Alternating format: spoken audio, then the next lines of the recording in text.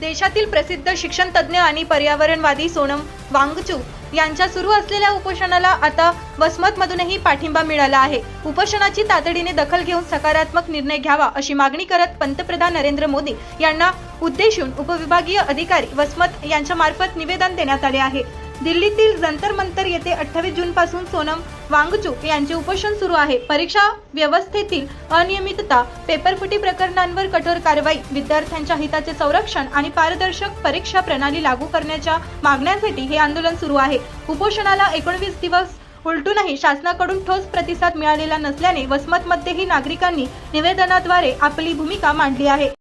आज आपण इथे सगळे सोनम वांगचुक जे त्यांनी केलेलं आहे उपोषणला बसलेले आहेत त्यासाठी एकत्र आलो आहोत। मी आणि डॉक्टर असोसिएशन तर्फे मी सांगते की नीट आणि सर्व दुसरे प्रश्न, फक्त नीटच नाही तर सर्व दुसरे प्रश्न जे आहेत ते खूपच म्हणजे दखल घेण्या लायकीचे आहेत आणि ते सर्वांनीच दखल म्हणजे साधे लोकांना सुद्धा कळत आहे।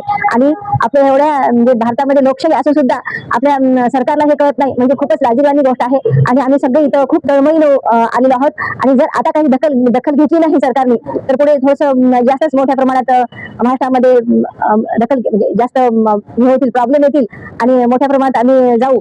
त्यामुळे सरकारने ही लवकर दखल घ्यावी आणि सोनम वांगचुक लवकरात लवकर त्यांना न्याय द्यावा, सर्वांना न्याय मिळावा आणि हीच मी मागणी करते।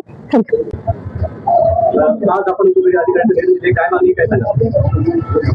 या देशामधल्या लोकशाही व्यवस्थेला नष्ट करण्यासाठीचं षडयंत्र आम्ही निवडून दिलेल्या सरकारमार्फत जर होत असेल आणि सोनम वांगचुक सारखा एक संवेदनक्षम मनाचा माणूस, एक हळव्या मनाचा इंजिनियर, ज्याच्या संशोधनामुळे, ज्याच्या कर्तृत्वामुळे अख्ख्या या देशातल्या युवा लोकांच्या जीवनाला नवी दिशा मिळालेली, नवी प्रेरणा मिळालेली, असं वैज्ञानिक असणारे आणि ज्यांच्या संशोधनामुळे इंडियन आर्मी मधल्या शेकडो नव्हे तर हजारो जवानांचे जीव वाचविण्याचं काम ज्यांच्या संशोधनातून झालेले आहे, असे आमचे सोनम वांगचुक जंतर मंतर या ठिकाणी 19 दिवस झाले आमरण उपोषण करीत आहेत। मागणी साधी आहे, पेपर फुटीची, नीटच्या पेपर फुटीची नैतिक जिम्मेदारी घेऊन आमच्या शिक्षण मंत्र्यांनी राजीनामा दिला पाहिजे। लोकशाहीमध्ये हा सर्वांचा हक्क आहे। लोकशाही म्हणजे लोकांसाठी लोकांकडून चालवलेलं राज्य ही अब्राहिम लिंकनची व्याख्या मोडून फोडून जर इथल्या म्हणजे प्रगतशील लोकांवर, बुद्धिवादी लोकांवर, जे थिंक टँक असते देशाला समोर नेण्यासाठी, अशा थिंक टँक मधल्या जर अशा लोकांवर म्हणजे असा जीव जाण्यासाठीचे जर प्रयत्न होत असतील तर त्याचा निषेध करण्यासाठी आज आम्ही इथं सगळे जमलेले आहोत। त्याच्यामध्ये आंतरभारतीय आहेत, त्याच्यामध्ये वसमतचा व्यापारी महासंघ आहे, त्याच्यामध्ये सर्व पुरोगामी संघटना आहेत आणि सर्व राष्ट्रवादी संघटना या ठिकाणी जमलेल्या आहेत। आमचं सरकारला एवढं सांगणं आहे की उपविभागीय अधिकाऱ्यामार्फत ही लोकशाही वाचवायची असेल तर विरोधकाच्या मताचा आग्रह आपण स्वीकारला पाहिजे, नवे तो मान्य केला पाहिजे आणि जे कठोर म्हणजे जे गुन्हेगार आहेत त्याचा शोध घेऊन त्यांच्यावर शिक्षा झाली पाहिजे आणि शिक्षण मंत्र्याचा राजीनामा ताबडतोब घेतला पाहिजे, हीच आमची मागणी आहे। वसमत ही भूमी अन्यायाविरुद्ध लढणारी भूमी आहे आणि आमच्या लोकशाहीला गळा दाबणारी जी संस्था आहे, शासन आहे, त्याची जबाबदारी शासनानं स्वीकारावी आणि वांगचुक यांचं जे 19 दिवसाचं जे उपोषण आहे ते ताबडतोब सोडवण्यासाठी शासनानं सुप्रीम कोर्टामध्ये माणूस जातो आणि बोलतो याचा जीव वाचवा, 2 दिवसानंतर हे मरणार आहेत, तरी शासन दखल घेत नाही।